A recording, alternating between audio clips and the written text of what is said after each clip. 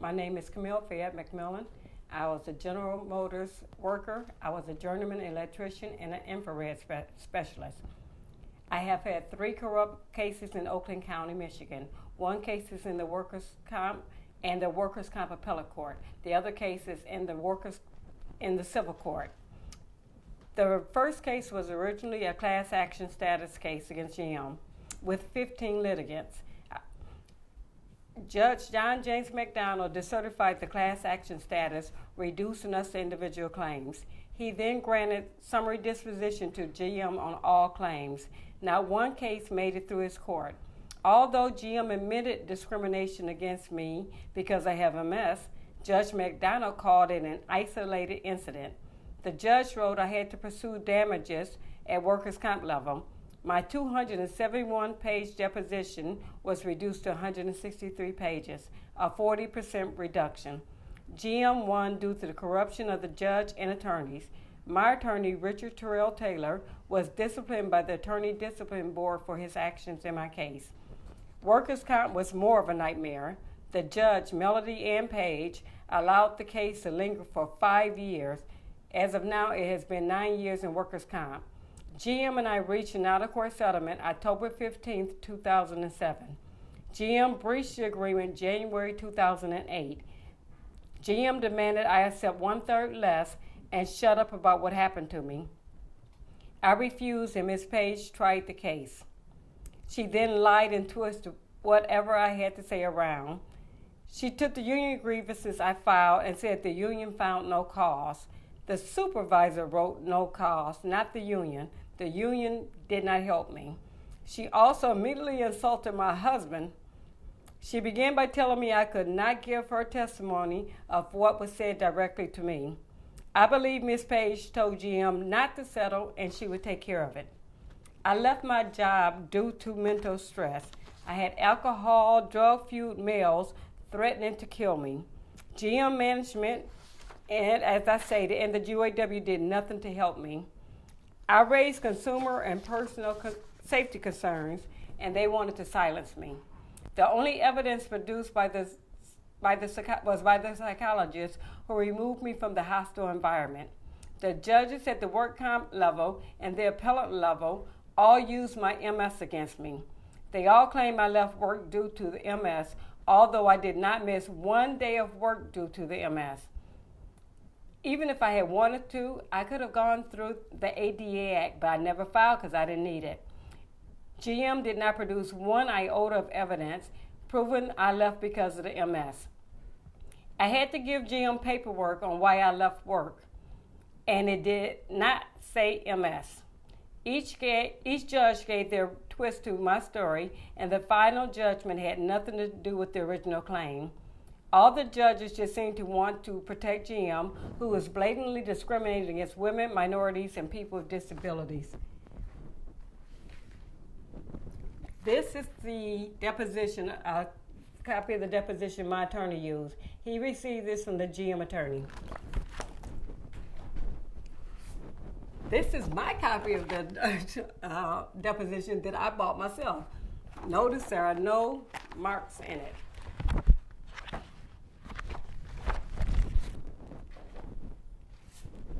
This is my book. You notice it says Corruption in Michigan Judicial System. This was on the front cover of the Free Press. I was in this case. These are part of the 15 litigants. This is a little bit my union did do, which certified that they found a case of discrimination. This is Judge McDonald's opinion. The date here is June 18th. My case was heard June 16th. But I never made it into his courtroom. I never saw Judge McDonald at all. No judge had a problem with any of this. They didn't see why I would be upset. My workers' comp judge, this is the original memo, and this is her statement. This says that our superintendent found the noose and he removed it. Ms. Page said that I found the noose and I removed it and untied it. This is the statement between the attorneys when we settled the workers' comp case, October 15th of 2008.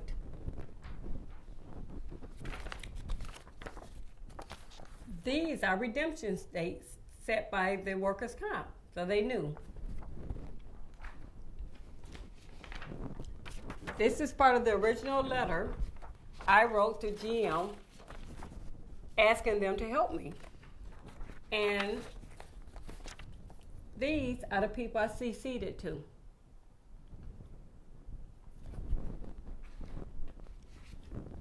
These are return receipts to prove that General Motors received my letter.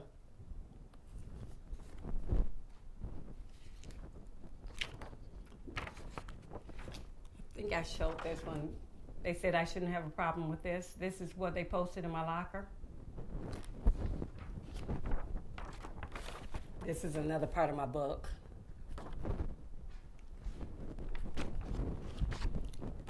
This is General Motors' policy on lockout. I was told I could not lock out equipment for my safety.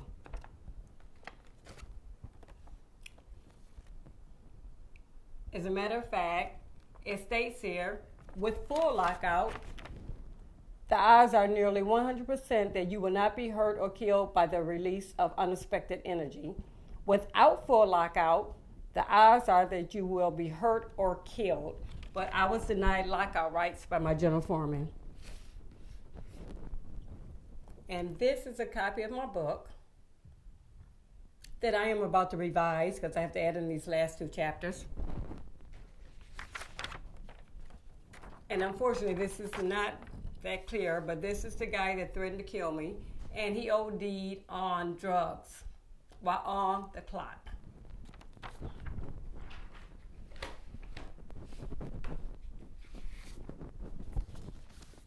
This is my workers' comp statement. This is from the last one from the appellate court.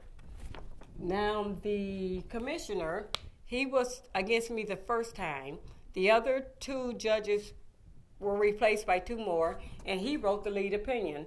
Now, he was already against me, so did I actually think I was going to get a fair statement with him? No. He went as far as to say that because their judge did not do what he was supposed to do on remand, I have no proof. Why is that my fault? Their judge didn't do his job. This is my attorney's reprimand. The Attorney Grievance Commission reprimanded him for his actions in my civil case. He is now running for Pontiac judge.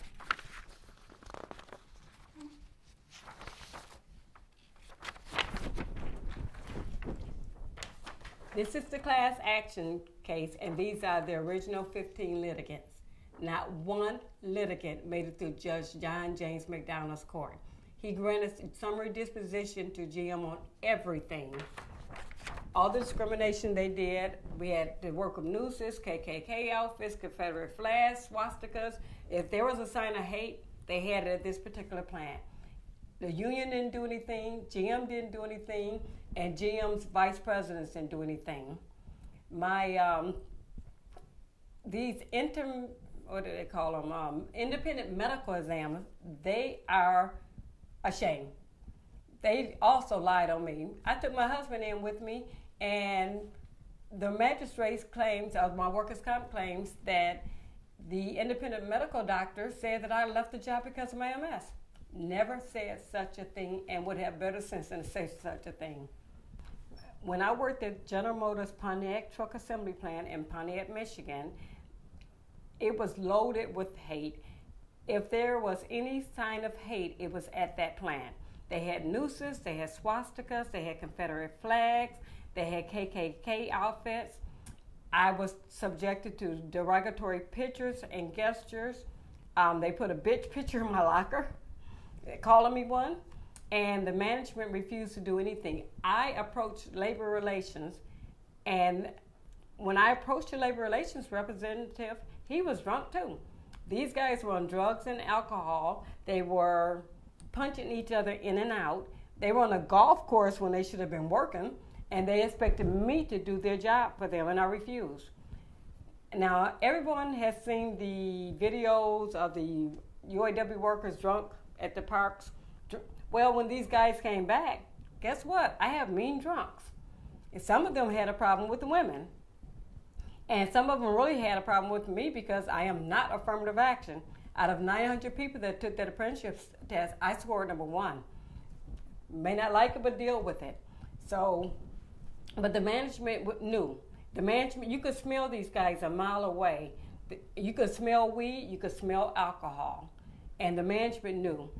As a matter of fact, the guy that threatened me the most, I'm sitting up there having a conversation with my supervisor who was sitting in a chair next to me.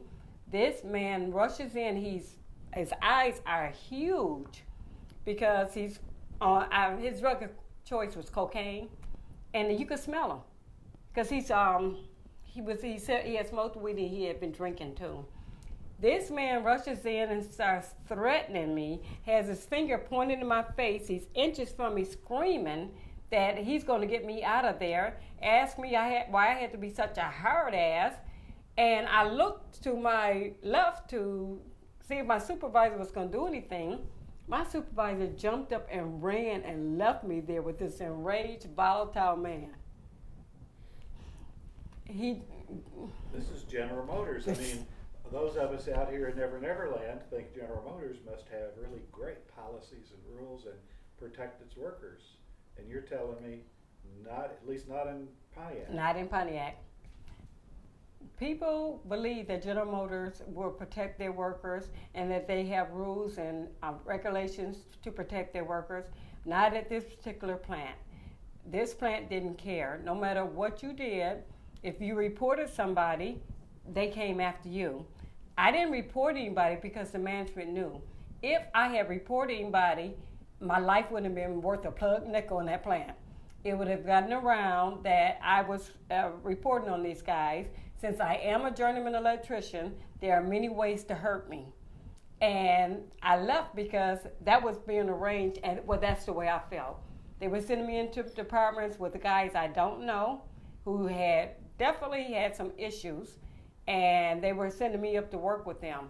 Now, they sent me up on one job hanging 80-pound light fixtures. I don't have a problem with the job, but we had no hoist or anything, so I'm up there on 2 ladders with 3 other guys, and all this stuff all this weight is on me. Well, if General Motors was so concerned about my MS, why did they send me on jobs like that? I got all the jobs like that. None of the guys or the other females that came in as apprentices, they never got jobs like this. I received all the hard jobs. I never complained about my MS. I did my work every day, and I went to work every day, and I never missed one day of work due to the MS. All right. Tell me about the threat against your life. One of the electricians, what he would do to me, because I refused to help him, and he came up, he charged me in my area. After I complained about him to labor relations, it was more intense. The supervisors joined in then. Actually, I was in a state of shock. I was like a deer in headlights. This man would come in loaded. He had his own personal bar inside a cooler in the plant. He would come to me, and other than giving me looks like if I could kill you, he would actually make the slicing motion across his neck whenever he would see me. But he would only do it if I was by myself. If there were other men around, he wouldn't touch them. I think that I was the only electrician he could probably beat up, and that's just speculating. He would stay high so much I could probably take him. Basically, it was just whenever I would see him, he would slice his finger across his neck and just give me really dirty, intimidating looks. I was on a job at the opposite end of the plant on the weekend. This man borrowed a plant vehicle, and he was working on the opposite end of the plant. I'm working by myself. It's lonely.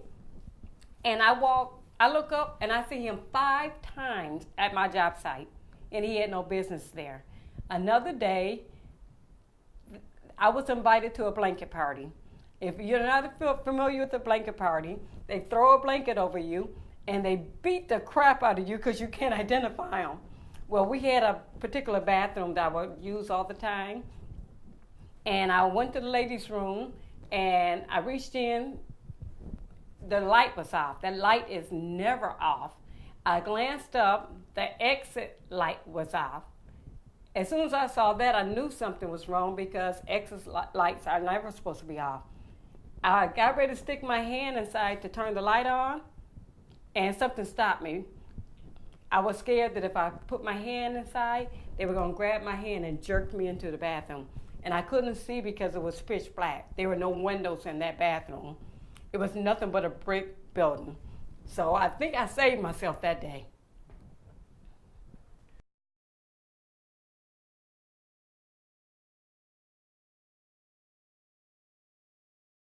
GM, actually, they sent a company by the name S.J. Bash, and they sent them in there later on to report to hear what I had to say.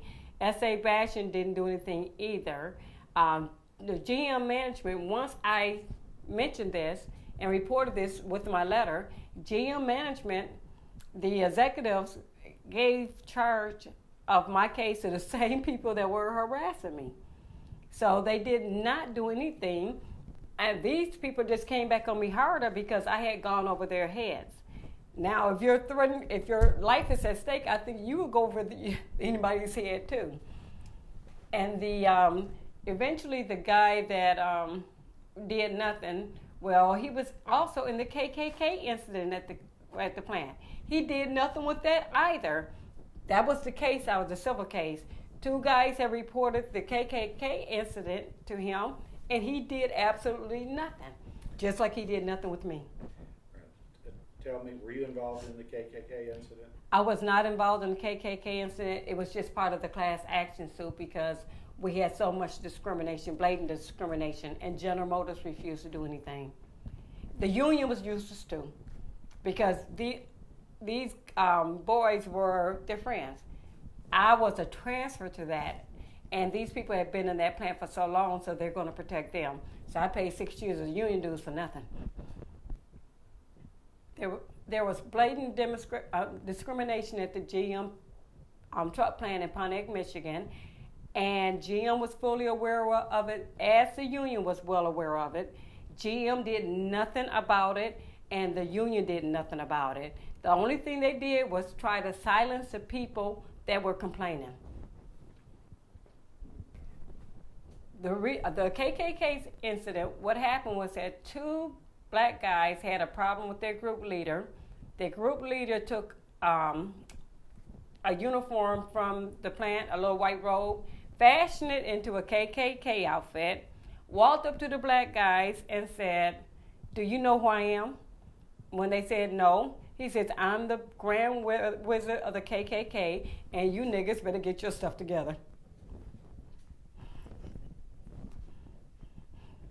And GM totally ignored it.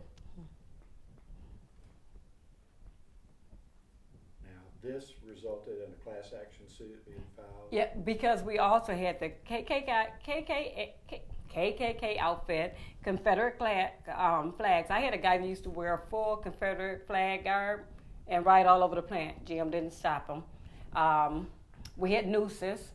Like I said, we had swastikas. If there was a sign of hate, that plant had it.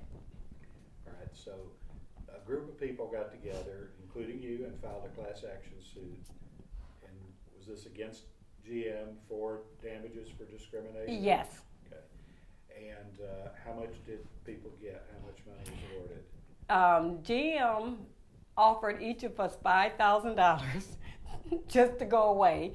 The judge in Michigan, if you lose your suit, you pay the attorney for the other attorney. I refused to accept the $5,000. Judge John James McDonald sanctioned me $3,000. I didn't pay it because they knew I would have realized something was wrong. Now, another lady that my case went to summary disposition the same day as hers, she had to pay it. But I wasn't, my attorney had told me that I did not have to pay unless I lost at the appellate level, which is a lie. I was sanctioned. GM never came for me, but they went for the other lady. Amazing. When you guys filed the suit, did you think you would get justice, or did you go in questioning? Actually, I thought I would get justice. Every time I call it naivety or whatever, but I really thought that our courts were pretty fair. Oh, did I learn differently? When we filed the class action lawsuit, I actually thought that we would get justice. I may be naive, and a lot of us may have been naive at that time because we actually thought the system worked. But it didn't. And I'm still fighting 9 years later.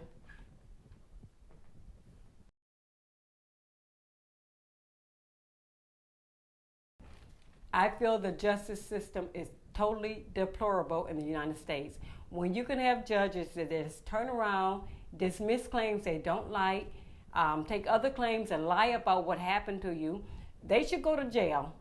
There's no way a judge should be able to take the evidence that you present and turn it around to get the outcome that they prefer.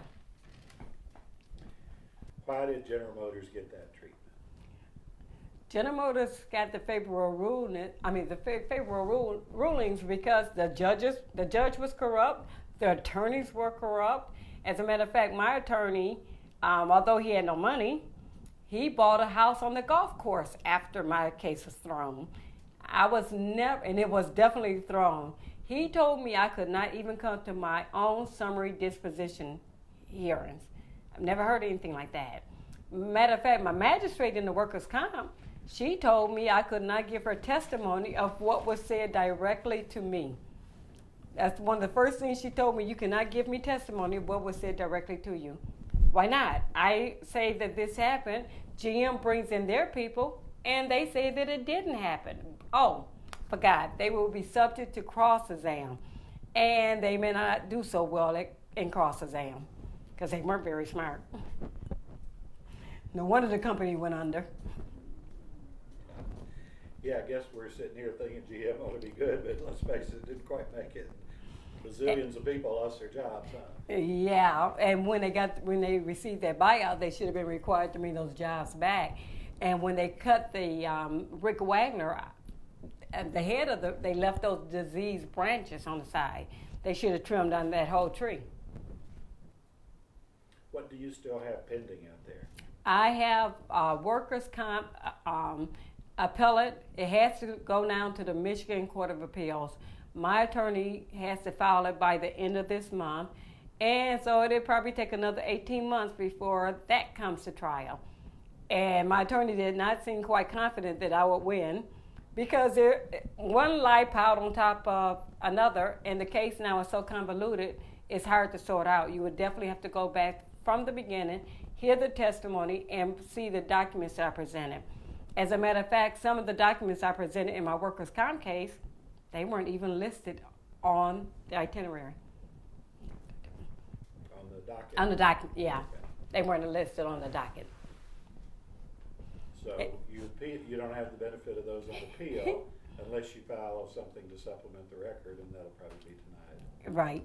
The only thing I do have is my book, and I have all my documents. I guess my judge thought I would give my attorney everything and trust him and not keep anything for myself.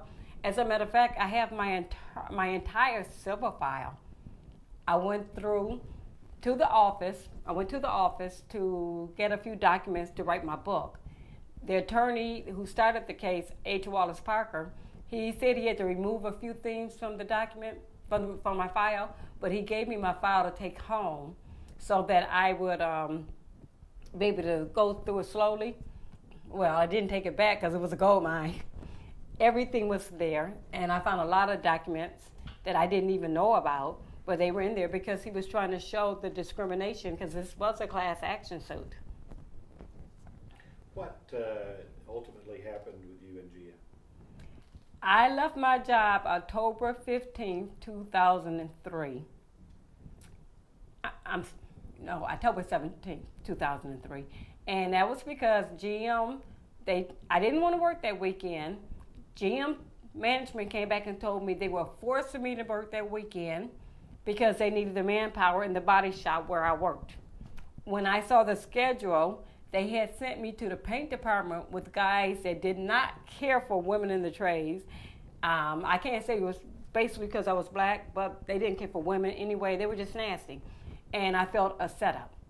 I felt that they were going to drop me in one of their pits up there, and I wouldn't come out of there. I went to, on top of that, the one supervisor, Verlin Matthews, production supervisor, he kept bothering me. I had already filed charges against my general foreman, Earl Red, for telling me I couldn't lock out the equipment for my safety, and they were all gathered around in cahoots together. So I had a letter from my psychologist removing me from the job from the hostile work environment. I presented the letter to medical, and medical first took my blood pressure. Well, my blood pressure was 180 over 90, and I have low blood pressure. Normal for me is 110 over 60. So as soon as she took my blood pressure, she took it again, and then she told me, "You're done. You're out of here." And I left, and never to look back, because my doctor refused to send me back because it was such a hostile worker environment, and he was scared for my life, just as I was scared for my life. Although that I was worked in an environment where minorities were subjected to nooses, KKK outfits, Confederate flags, swastikas, if any sign of hate, General Motors was fully aware because I made them aware. But they also were aware because of what was in the Detroit Free Press. Although all this was happening and General Motors knew it was happening, they refused to do anything to prevent this. I ended up losing my job in fear of my life. There's no way I could have worked in that environment when I couldn't get labor relations to stop these guys. Now, my main harasser, he was drunk most of the time, laying over in his cell drunk. General Motors could have easily fired him. We have a shop rule, reporting to work under unsafe condition. They could have got him anytime, but they could have handled it by telling him, "You know what, you're drunk all the time, and if you don't leave her alone, we're going to start disciplining you." That would have taken care of it. Instead, they refused to do anything, and instead, they came after me because it was easier to get rid of me. But General Motors also, their management also put my life in jeopardy because they were letting these guys think that I was telling on them and I wasn't. And that way, I go out on a job, it is easy to rig 440 volts into a 120 line. The wire colors are different, but I've seen it done. Take 440 volts, which should go into a black wire, and they put into a red wire, which is 120 volts. It'll slap you across the street.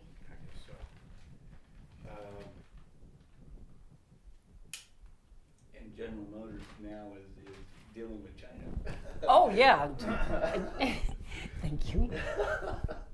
Yeah, GM has a video out that most of their work is in China. And they're going to continue to build more vehicles in China. I think they said that 70% of their work is built in China. But wait a minute, they get protected by the American government. So why are they building vehicles in China? Our servicemen are protecting General Motors.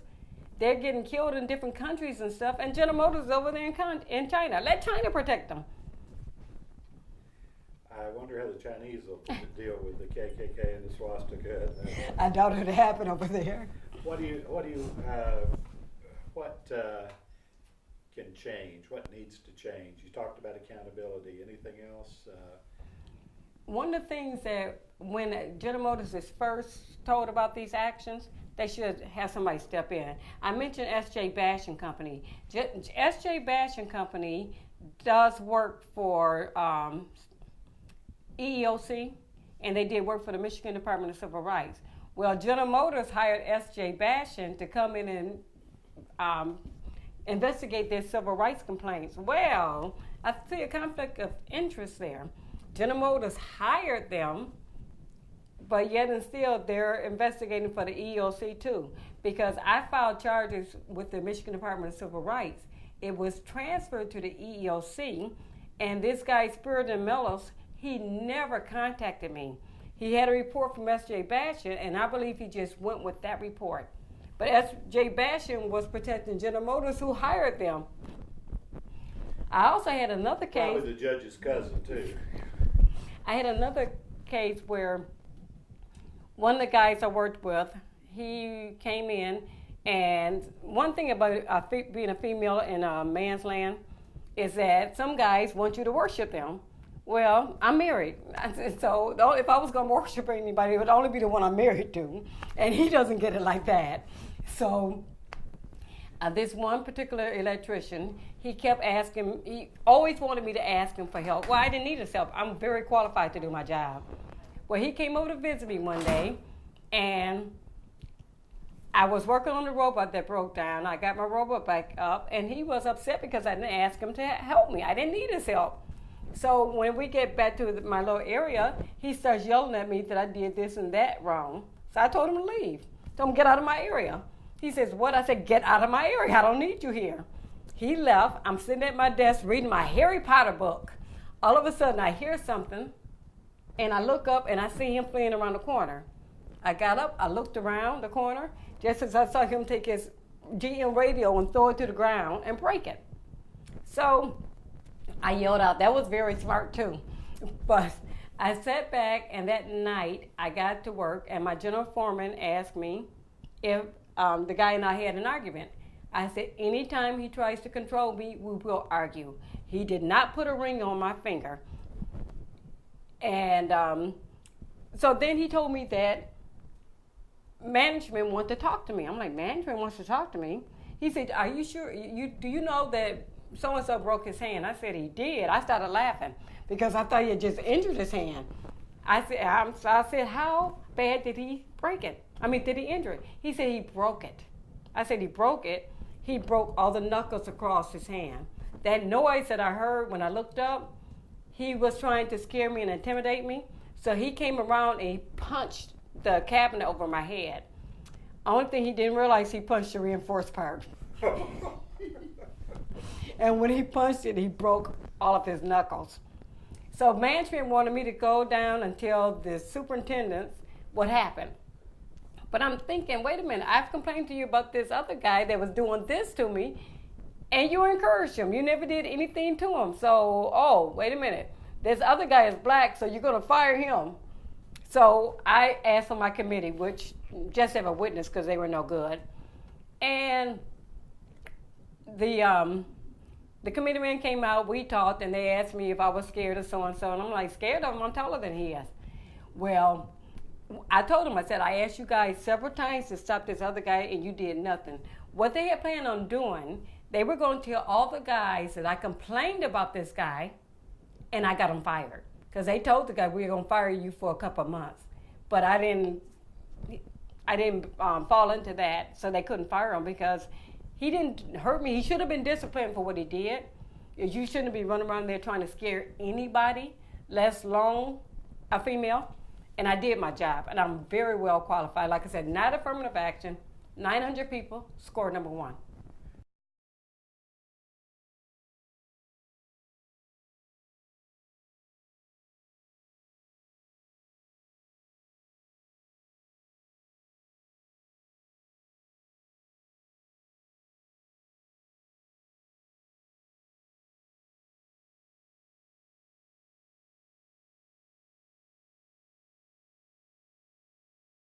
You know what's really funny? The guy that broke his hand, he called me about 4 months ago and told me, he said, do you remember the day I broke my hand? I like I will ever forget it.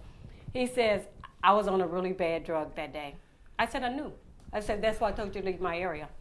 I said, because when you're on drugs, we can tell. I said, your eyes are right. This guy would come into work every day just about totally blonkers. He was up there one day, and he was so drunk. I mean, I don't know how he got past the guards. He never should have been allowed past the guards. He's laid out there totally drunk, and the supervisor comes by and looks at him. But in the meantime, I had gone and got him a big coffee and a triple cheeseburger to try to feed him so he wouldn't kill himself at work. And the supervisor was looking at him, and his mouth fell open, and when the supervisor saw me, he started smiling. I did nothing to discipline the guy.